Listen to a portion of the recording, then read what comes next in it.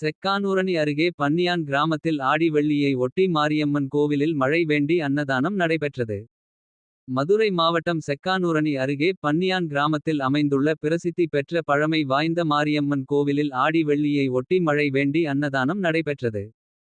அம்மனுக்கு பால் தயிர் வெண்ணெய் உட்பட பல்வேறு அபிஷேகங்கள் செய்யப்பட்டு தீபாராதனை காட்டப்பட்டு பக்தர்களுக்கு பிரசாதம் வழங்கப்பட்டது.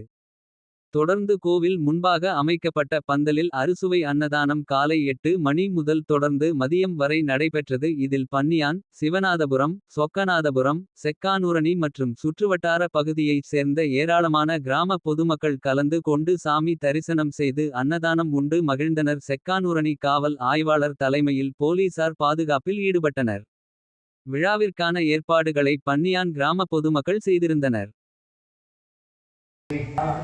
நாகையிலே நெல்லுக்கடை மாரியம்மா வேளாங்கண்ணியிலே வேளாங்கண்ணி பாத்தாவினையும் பாவமெல்லாம் பருவோடும் காத்தாய் மத்தமலை வாழும் நாத்தமலை வாழும் என்று